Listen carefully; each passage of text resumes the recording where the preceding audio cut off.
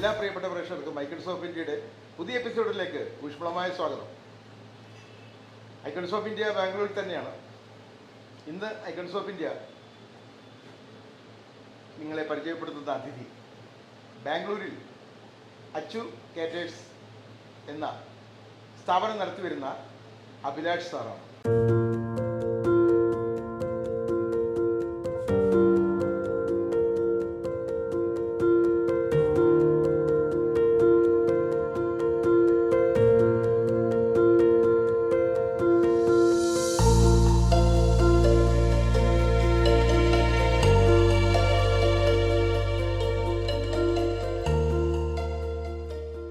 അപ്പോൾ ഞങ്ങളുടെ ഇന്നത്തെ അതിഥി സാറാണ്. സാറിൻ്റെ വിശേഷങ്ങളാണ് ഞങ്ങൾ ഐക്കൺസ് ഓഫ് ഇന്ത്യയിലൂടെ പങ്കുവെക്കുന്നത്. അപ്പോൾ നമുക്ക് തുടങ്ങാം സാർ. സാറിൻ്റെ സ്ഥാപനമായ അച്ചു കാറ്റേഴ്സിൽ തന്നെ നമുക്ക് ആരംഭിക്കാം. 1962 ഏകദേശം. അത് അച്ചു കേറ്ററേഴ്സ് എന്നുള്ള പേരിലല്ല, പക്ഷെ അന്ന് അച്ഛൻ കേറ്ററിംഗ് തുടങ്ങി. അപ്പോൾ അച്ഛനായിട്ടാണ് കാറ്ററിംഗ് ബിസിനസ്സിലേക്ക് വന്നത്. അതെ. അന്ന് എന്ത് പേരായിരുന്നു? അന്ന് പേര് ഇട്ടിട്ടുണ്ടായിരുന്നോ എനിക്കറിയില്ല. ഇടയ്ക്ക് വെച്ച് സൗപർണിക എന്നുള്ള പേരിലായിരുന്നു. ഓക്കെ. അത് കഴിഞ്ഞ് ഞങ്ങളായിട്ട് അച്ഛൻ എത്ര കൊല്ലം ഇത് നടത്തിക്കൊണ്ടുപോയി? 62 കഴിഞ്ഞ 15 വർഷം വരെ, എന്ന് വെച്ചാൽ 2010-15 വരെ ആക്റ്റീവായിരുന്നു. ഞങ്ങൾ ഉണ്ടായിരുന്നു. പക്ഷെ അച്ഛനായിരുന്നു അച്യുതൻ സാർ. അപ്പോൾ അച്യുതൻ സാറാണ് ഈ കാറ്ററിംഗ് നടത്തിക്കൊണ്ടിരുന്നത് അല്ലേ? 40-40 വർഷം 50 വർഷത്തോളമായി നമ്മൾ ഈ സ്ഥാപനം നടത്താൻ തുടങ്ങി. 60 വർഷത്തിൽ കൂടുതലായി ഈ സ്ഥാപനം തുടങ്ങാൻ അല്ലേ? ആദ്യം ഒരു സൗപർണിക എന്നുള്ള പേരിലായിരുന്നു, പിന്നീട് അച്ചു കാറ്റേഴ്സ്. ഓക്കെ. അല്ല സാർ എത്ര കൊല്ലമായി ഇത് ഏറ്റെടുത്തിട്ട് അച്ഛനിൽ നിന്നും? ഞാൻ 7ാം ക്ലാസ് മുതൽ അച്ഛൻ്റെ കൂടെ പോകുന്നുണ്ട്. അന്ന് മുതലുള്ള ഇതാണ്. അത് ഇന്ന ഡേറ്റ് എന്ന് പറയാൻ പറ്റില്ല. വളരെ ചെറുപ്പം മുതലേ അതിൽ നടക്കുന്നുണ്ട്. ചെറിയ പ്രായത്തിൽ തന്നെ അച്ഛൻ്റെ കൂടെ പാചക കലയിലേക്ക് എടുത്ത് ചാടുകയായില്ല? അങ്ങനെയല്ല. അന്ന് കേറ്ററിംഗ് അല്ല, അന്ന് ലേബറാണ്. എല്ലാവരും ആൾക്കാർ സാധനങ്ങൾ വാങ്ങിക്കൊണ്ടു തരും. പിന്നെ ഞങ്ങളത് വെറും ഉണ്ടാക്കി കൊടുക്കൽ മാത്രമേ, പ്രിപ്പറേഷൻ മാത്രമേ ഉള്ളൂ. Okay okay. 97-98 മുതലാണോ കേറ്ററിംഗ് എന്ന് പറയുന്നത്. കാറ്ററിംഗ് എന്ന് പറഞ്ഞു തുടങ്ങാം. ഓക്കെ. നമ്മൾക്കപ്പോൾ പിന്നെ എങ്ങനെയൊക്കെയാണ് ഇത് ഈ കാറ്ററിങ്ങിന്? ആഴ്ചയിൽ ഒരു ദിവസമാണോ, അല്ലെങ്കിൽ ആഴ്ചയിൽ 7 ദിവസം നമുക്ക് വർക്ക് ഉണ്ടാവുമോ, അല്ലെങ്കിൽ വിശേഷ ദിവസങ്ങളിലാണോ? എങ്ങനെയൊക്കെയാണ് ഇതിൻ്റെ നമ്മൾ സേവനം? ഈ കർക്കിടക മാസമൊക്കെ ആകുമ്പോൾ കുറവായിരിക്കും. അല്ലാത്ത സമയത്തൊക്കെ ആഴ്ചയിൽ 2-3 പ്രോഗ്രാം. സമയത്തൊക്കെയാണെങ്കിൽ നമുക്ക് തിരക്കായിരിക്കും അല്ലേ? ഒരു ദിവസത്തിൽ 4-5 പ്രോഗ്രാമുകൾ ഉണ്ടാവും. ഒരു ദിവസം 4-5 പ്രോഗ്രാം തന്നെ. അപ്പോൾ ഒരു പ്രോഗ്രാം എത്ര പേർക്കുള്ള സദ്യക്ക്? ഇപ്പോൾ ഇനിയിപ്പോൾ വരാൻ പോണേലൊക്കെ 1000-2000 ഒക്കെ ഉണ്ട് ഓരോ ദിവസം. ഒരു ദിവസം 5000 പേർക്കൊക്കെ ഉണ്ട് ഒരു ദിവസം. 2000-5000 പേരെ വരെ നമ്മൾ സന്തോഷിപ്പിക്കണം നല്ല സദ്യ കൊടുത്തിട്ടല്ലേ? അപ്പോൾ ഭയങ്കര ഉത്തരവാദിത്വമാണ്. നമുക്ക് ചിന്തിക്കാൻ പോലും പറ്റില്ല. ഒരു വീട്ടിലൊക്കെ ഒരു 10 പേര് വീട്ടിലേക്ക് വന്നു കഴിഞ്ഞാൽ അവരെ നമ്മൾ എങ്ങനെ സന്തോഷിപ്പിച്ച് നല്ലൊരു സദ്യ കൊടുത്ത് വിടാമെന്ന് പറഞ്ഞ് നമ്മൾ ചിലപ്പോൾ നെട്ടോട്ട് ഓടും. ആ സമയത്താണ് വർഷങ്ങളായിട്ട് 5000, 4000, 3000, 35,000 പേര് കിടക്കുക. ഞങ്ങൾ 5000 പേര് എല്ലാ കൊല്ലം 10,000 പേർക്ക് ഇവിടെ നമ്മുടെ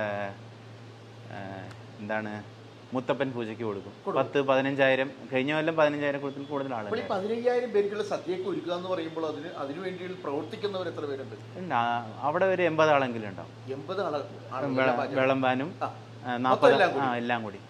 മെയിൻ പാചകക്കാരായിട്ട് ആരൊക്കെ? ഒരു പാചകക്കാരായിട്ട് ഒരു 15 പേരുണ്ട് ഹെഡായിട്ട് ആൾക്കാർ. മെയിൻ പാചകക്കാരായിട്ട് 15ഓളം പേര് വർക്ക് ചെയ്യുന്നുണ്ടല്ലേ? മലയാളികളാണോ? അല്ല, എല്ലാം കന്നഡക്കാരാണ്. എല്ലാം കന്നഡക്കാരാണ്. അപ്പൊ നമ്മൾ കൊടുക്കുന്നത് സദ്യയാണ്. പക്ഷെ വർഷങ്ങളായിട്ട് ഞങ്ങളുടെ കൂടെ ഉള്ളവരാണ്. പിന്നെ ഞങ്ങൾ കൂടെ നിൽക്കും, അവസാനം വരെ ഞങ്ങൾ ഉണ്ടാവും. അപ്പൊ നമ്മുടെ മലയാള സദ്യ കംപ്ലീറ്റ് ഇവിടുത്തെ പാചകക്കാരെല്ലാം നല്ല നമ്മൾ പഠിപ്പിച്ചു കൊടുത്തപ്പോൾ അതനുസരിച്ച് അവർ ചെയ്ത് നല്ല ഭംഗിയായിട്ട്. ഏറ്റവും സിമ്പിളായി ഉണ്ടാക്കാൻ പറ്റുന്നത് സദ്യയാണ്. ഏറ്റവും സിമ്പിളായിട്ട്. വേറെ ഒന്നും ഇത്രയും സിമ്പിളായി ഉണ്ടാക്കാൻ പറ്റില്ല. നിസ്സാര സംഭവമുള്ളൂ. അതെ.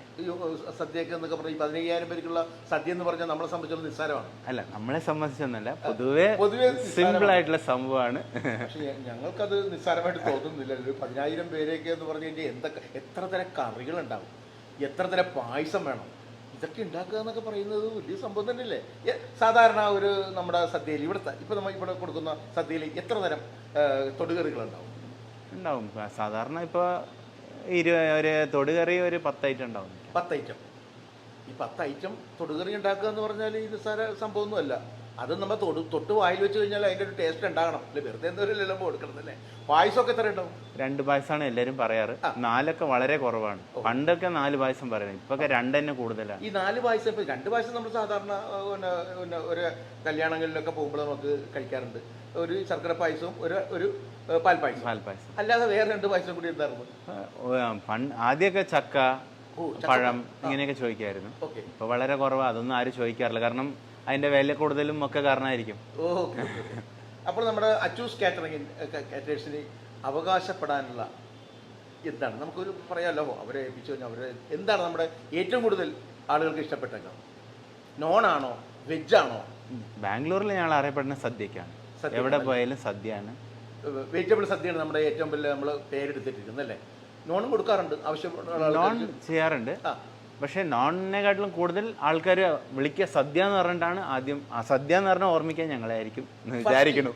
ബാംഗ്ലൂരിൽ നമ്മൾ കഴിഞ്ഞിട്ടേ ഉള്ളൂ, അങ്ങനെ പറയാൻ പറ്റില്ല. വലിയ വലിയ ആൾക്കാരുണ്ട്. പക്ഷെ എന്നാൽ ഈ ചുറ്റുവട്ടം ഒക്കെ അധികം അങ്ങനെ. ഈ കറികളുടെയൊക്കെ ഒരു രസമുണ്ടല്ലോ, അതൊക്കെ നമ്മൾ എങ്ങനെയാണ് എല്ലാ പ്രാവശ്യവും നമ്മൾ എല്ലാ കറികളും തൊട്ട് നോക്കി ടേസ്റ്റ് നോക്കിയാണോ നമ്മൾ എല്ലാ കറികളും ടേസ്റ്റ് ചെയ്യും? അല്ലാതെ സ്മെല്ലടിച്ചു കഴിഞ്ഞാൽ നമുക്ക് അറിയാം. സ്മെല്ലടിച്ചാൽ അറിയാൻ പറ്റും. പക്ഷെ എന്നാലും ടേസ്റ്റ് നോക്കും ചില സമയം. നമ്മൾ ടേസ്റ്റ് നോക്കണം അല്ലേ, എന്നാലും നമുക്കൊരു തൃപ്തിയാവും. ഇപ്പൊ അമ്പലങ്ങളിലൊന്നും നമ്മൾ ടേസ്റ്റ് നോക്കില്ല. ഇല്ല. ഇപ്പൊ അമ്പലങ്ങളിലൊക്കെ നമ്മൾ സദ്യ ഉണ്ടാക്കുമ്പോൾ അത് ഭഗവാനെ വെക്കണോണ്ട് അത് കഴിഞ്ഞിട്ടേ എല്ലാവരും കഴിക്കാൻ പാടും. അതുകൊണ്ട് ടേസ്റ്റേ നോക്കില്ല. ഇപ്പൊ ഇവിടെ കുറെ അമ്പലങ്ങളിൽ അങ്ങനെയാണ്. ഞങ്ങൾ ഇറക്കി വെക്കുകയുള്ളൂ സാധനം ഉണ്ടാക്കിയിട്ട്. ആ മണം അത് നോക്കിയിട്ട് തന്നെ ഉണ്ടാക്കുള്ളൂ. ഇത് വളരെ ഇപ്പോൾ നമ്മൾ വളരെ സിമ്പിളാണെന്ന് പറയും സാറ് പറയുന്നതെന്ന് പറഞ്ഞു കഴിഞ്ഞാൽ, ഇത് സ്ഥിരം ഇങ്ങനെ ചെയ്ത് പോയത് കൊണ്ട് നമുക്കതങ്ങനെ അങ്ങനെ എന്താ പറയുക എക്സ്പീരിയൻസ് വെച്ചാണ് സിമ്പിളാണെന്ന് പറയുന്നത്. പക്ഷേ ഞങ്ങളെ സംബന്ധിച്ചിടത്തോളം നോക്കുമ്പോൾ ഇത് ടെൻഷനാണ്. ഒരു 15,000 പേർക്ക് സദ്യ കൊടുക്കുക എന്ന് പറയുന്നത് ടെൻഷൻ തന്നെയാണ്. അല്ല, അത് ടെൻഷനാണ്, ഇല്ലയെന്ന് അറിയില്ല. അപ്പോൾ അത് ഇറക്കി ആ സമയത്ത് കൊടുക്കണം. അതെ. പിന്നെ അത് എല്ലാവർക്കും എത്തണം കറക്റ്റായിട്ട്. അപ്പോൾ നമ്മൾ ഈ ഉണ്ടാക്കിയതിന് ശേഷം അവിടെ കൊണ്ടുപോയി കൊടുക്കുകയാണോ ചെയ്യുന്നത്, അല്ലെങ്കിൽ അവിടെ തന്നെ കല്യാണ മണ്ഡപത്തിൽ തന്നെ നമ്മൾ ഉണ്ടാക്കുകയാണോ? കല്യാണ മണ്ഡപത്തിൽ തന്നെ ഉണ്ടാക്കുകയാണ്. വലിയ വലിയ പ്രോഗ്രാമിനൊക്കെ അവിടെ തന്നെ ഉണ്ടാക്കും. ചെറുതൊക്കെ ആണെങ്കിൽ നമ്മുടെ അടുക്കള, നമുക്ക് എത്ര അടുക്കളകളുണ്ട്? നമുക്ക് ഇപ്പോൾ തൽക്കാലം നിലവിൽ 1 ഉള്ളൂ. മറ്റേത് ഉണ്ടായിരുന്നു, 3 ഉണ്ടായിരുന്നു. കൺസ്ട്രക്ഷൻ അങ്ങനെ ചെറിയ ഇത് കാരണം ഒരു സ്ഥലത്തേക്ക് ഇപ്പോൾ ഷിഫ്റ്റ് ചെയ്തിരിക്കുകയാണ്. അതെന്തായാലും ഈ കൊല്ലം കഴിയുമ്പോഴേക്ക് രണ്ടാമത് എല്ലാം അടുക്കള. അപ്പോൾ നമുക്ക് വളരെ അത്യാവശ്യം പിന്നെ വേണ്ട അവിടെ കൊണ്ട് കൊടുക്കുന്ന സൗകര്യങ്ങൾ അടുത്തുകൊടുത്ത് ഇല്ലാത്തതാണെങ്കിൽ നമ്മൾ ഇവിടെ നിന്ന് ഉണ്ടാക്കി അങ്ങോട്ട് കൊണ്ടുപോയി കൊടുക്കും. അച്ചൂസ് കാറ്റേഴ്സ് എന്താണെന്നും അഭിലാഷ് സാർ എന്താണെന്നുള്ള ചെറിയ വിശേഷം നമ്മൾ എന്തായാലും കേട്ട് കഴിഞ്ഞു. അപ്പോൾ ഇനി നമുക്ക് കൂടുതൽ വിശേഷങ്ങളിലേക്ക് കടക്കാം. നമുക്ക് പതുക്കെ നാട്ടിലേക്ക് പോയാലോ? പാലക്കാട് അല്ലേ, ചെർപ്പളശ്ശേരി.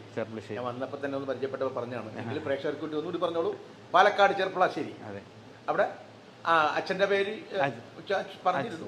അച്ഛൻ്റെ പേര് അച്യുതൻ സാറിന്റെ അമ്മയുടെ പേര് സത്യഭാമ.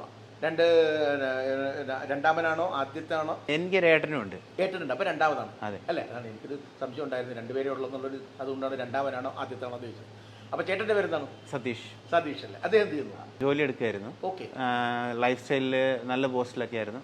പിന്നെ ജോലി വിട്ട് സ്വന്തമായിട്ട് എന്നെ സപ്പോർട്ട് ചെയ്യായിരുന്നു.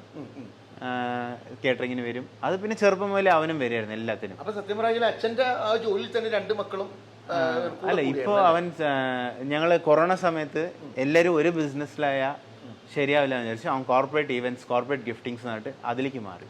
ഇപ്പൊ ഫുൾ കോർപ്പറേറ്റ് ഈവന്റ്സ് മാത്രം ചെയ്യാണ്. അപ്പൊ പറഞ്ഞു നാട് എവിടെയാണ്? പാലക്കാട് ചെർപ്പളശ്ശേരിയാണ്. അപ്പൊ വിദ്യാഭ്യാസമൊക്കെ എവിടെയായിരുന്നു? വിദ്യാഭ്യാസമൊക്കെ ബാംഗ്ലൂരിൽ തന്നെയായിരുന്നു. അപ്പൊ അവിടെ പഠിച്ചില്ല?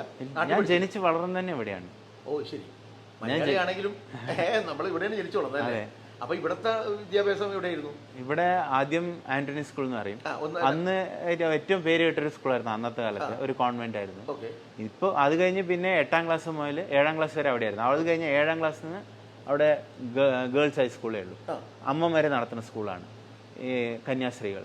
അപ്പോൾ ആൺകുട്ടികൾക്ക് പിന്നെ ഇല്ല. അപ്പോൾ അവിടുന്ന് 8ാം ക്ലാസ് മുതൽ ജൂബിലി സ്കൂൾ, കേരള സമാജത്തിന്റെ സ്കൂളിൽ പഠിച്ചു. പിന്നെ അങ്ങനെ അപ്പൊ നമുക്ക് മറ്റേ നമ്മുടെ നാട്ടിലെ ഒരു വിശേഷം ചോദിക്കാനൊന്നും ഇല്ല. എല്ലാം പെട്ടെന്ന് ഇങ്ങോട്ട് പോകുന്ന കാരണം അല്ലെ? ബാംഗ്ലൂരിലത്തെ കൂട്ടുകാരൊക്കെ എങ്ങനെയാണ്? ബാംഗ്ലൂർ പിന്നെ കൂടെ പഠിച്ച സഹപാഠികൾ.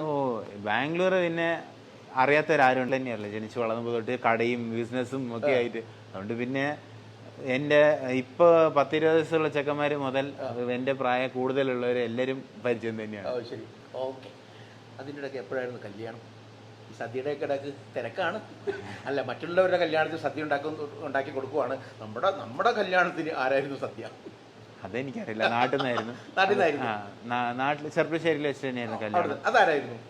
എന്തായാലും അറിയാൻ പറ്റുമല്ലോ, നമ്മളും ഈ ഒരു ഫീൽഡിൽ നിൽക്കുന്ന കാരണം. സത്യത്തില് ആ കല്യാണ സമയത്തൊന്നും എനിക്കൊന്നും അവിടെ പോയി പെട്ടെന്ന് കല്യാണം കഴിഞ്ഞു തിരിച്ചു വന്നു, അത്രേ എനിക്ക്. അത്രേ ഉള്ളൂ. ഇതിന്റെ തിരക്കിന്റെ ഇടയിൽ നിന്ന് ഓടി അങ്ങോട്ട് വന്നു അല്ലേ? അതെ. ഭാര്യയുടെ പേരെന്താണ്? രേഷ്മ അല്ലേ? വൈഫിന്റെ പേര്. മക്കൾ എത്ര പേരും? 2 ആള്. പേര് പറഞ്ഞോളൂ. ഋഷഭ്, ഋഷിക. ഓക്കെ, ഋഷഭ്, ഋഷിക 2 റൂയിലാണ് തുടങ്ങിയിരിക്കുന്നത് അല്ലേ? അത് ആരാണ് സെലക്ട് ചെയ്ത് അങ്ങനത്തെ ഒരു പേര്? എനിക്ക് ഇഷ്ടപ്പെട്ട പേരായിരുന്നു, അപ്പൊ അങ്ങനെ വെച്ചു. ഒരാള് ഇപ്പൊ 8th പഠിക്കുന്നു. മോള് 3rd പഠിക്കുന്നു. അവരെയൊക്കെ എങ്ങനെയാണ് കാറ്ററിംഗിലേക്ക് കൊണ്ടുവരുവാനാണോ ആഗ്രഹം, ഇലക്ട്രോണിക്സിലേക്ക് കൊണ്ടുപോകാൻ ആഗ്രഹം? വൈഫിന് ജോലി ഇല്ല. മക്കളെ ഏത് ഫീൽഡിലേക്ക് വിടാനാണ് ആഗ്രഹം? അവരെന്ത് തീരുമാനിക്കണം അതാണ്.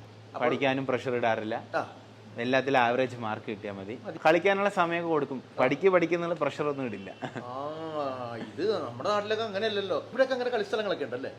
കളിക്കാൻ സ്ഥലം ഇല്ലെങ്കിൽ റോഡിൽ കുറെ ഫ്രണ്ട്സ് വരും. പിന്നെ ഞങ്ങളുടെ പിന്നിൽ ഒരു ഗ്രൗണ്ട് ഉണ്ട്, അവിടെ പോയി കളിക്കും. അവിടെ കുറെ കുട്ടികൾ വരുന്നുണ്ട്.